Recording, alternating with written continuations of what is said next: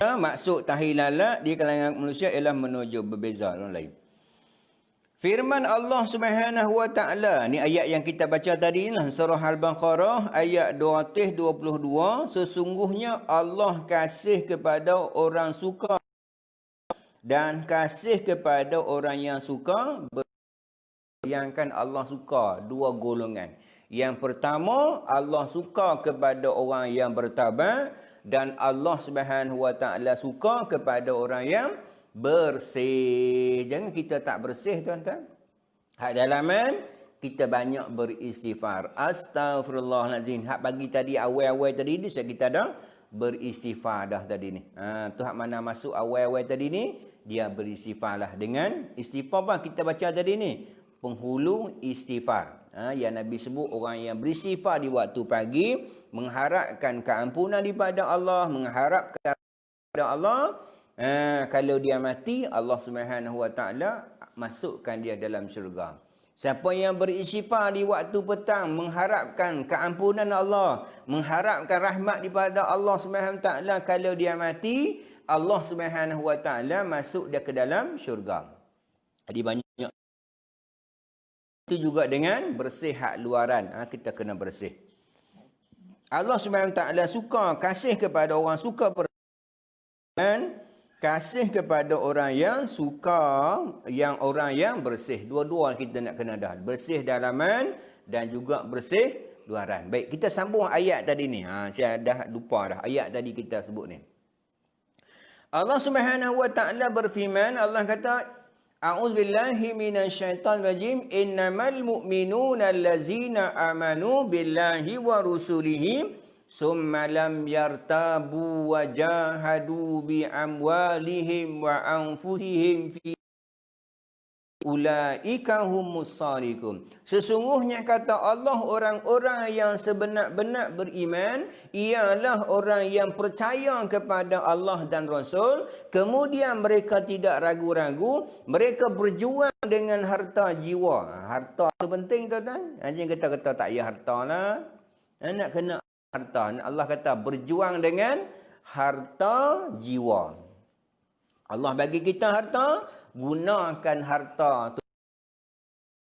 Allah Subhanahu wa taala. Harta ni bukan kata duitnya. Mungkin harta yang Allah bagi ni mata. Harta ni mata ni, nikmat ni, siapa boleh bagi mata? Ada tak makhluk yang boleh bagi mata? Tak ada, tuan-tuan. Kalau ada mata palsu pun boleh tengok dah. Tak ada tengok, walaupun nampak berkelip-kelip matanya. Ni Allah bagi kita nikmat mata. Berterima kasih dengan Allah Subhanahu wa taala. Ya Allah, kamu bagi aku mata ni pada Allah Subhanahu wa taala. Gunakan mata untuk melihat keagungan ciptaan Allah Subhanahu wa taala. Jangan tengok benda-benda yang jangan kita kufur nikmat ni. Kita gunakan mata kita untuk melihat benda-benda yang diharamkan oleh Allah Subhanahu wa taala. Jangan, tuan-tuan. Ni Allah akan tanya ni, aku bagi mata 60 tahun, 70 tahun, 80 tahun. Yang Allah bagi mata dia 90 tahun. Ada tak? Umur 90 tahun zaman lah. Ada, tuan-tuan? Ada, tuan-tuan. Allah bagi dia umur sampai 90 tahun ni. Ni mata yang Allah bagi 90 tahun ni bukan bagi saja-saja. Allah Subhanahu wa taala tanya ni 90 tahun aku bagi mata dekat hang ni, hang guna untuk lihat apa? Apa? Kita nak mata yang Allah bagi, tanda kita berterima kasih dengan Allah Subhanahu wa taala. Alhamdulillah ya Allah, kamu bagi nikmat mata, aku nak gunakan nikmat mata untuk melihat keagungan ciptaanmu ya Allah. Aku nak melihat ayat-ayatmu ya Allah. Tu yang kita nak, tuan-tuan. Ni telinga ni Allah bagi pada kita ni nikmat yang besar. Kalau tak telinga tak dengar seronok, tuan-tuan.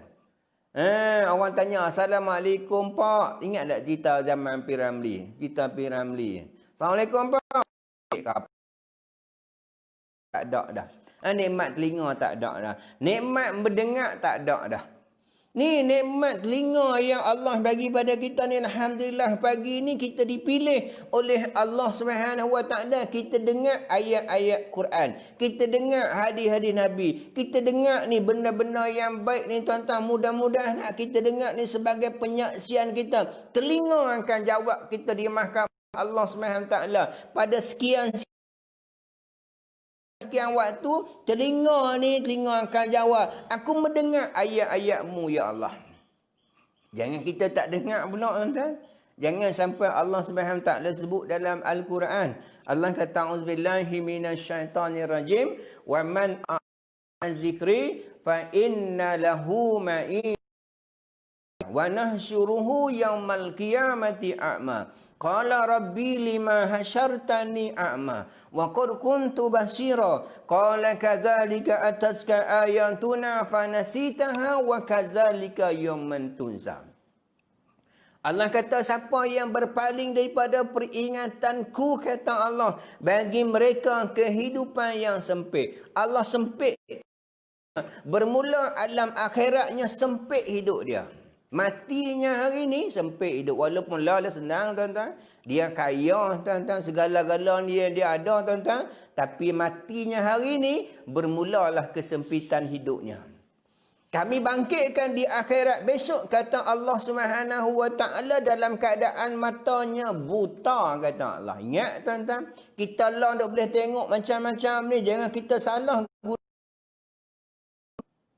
Allah kata kami bangkit di akhirat besok, kata Allah, dalam keadaan matanya buta, kata Allah. Mereka bertanya kepada Allah Subhanahu Wa Taala, ya Allah, ya Tuhanku, kenapa kami dibangkit dalam keadaan buta sedangkan dulu boleh celak, ya Allah? Maka Allah berfirman begitu dekat dia, dulu dibacakan ayat-ayat kepada kamu, kamu lupa. Pada hari ini, kata Allah, kamu dilupakan oleh Allah Subhanahu Wa Taala. Ketika tu Allah lupa kita tuan-tuan. Jadi kita kena buat benda yang Allah suka. Apa dia? Taubat banyak-banyak.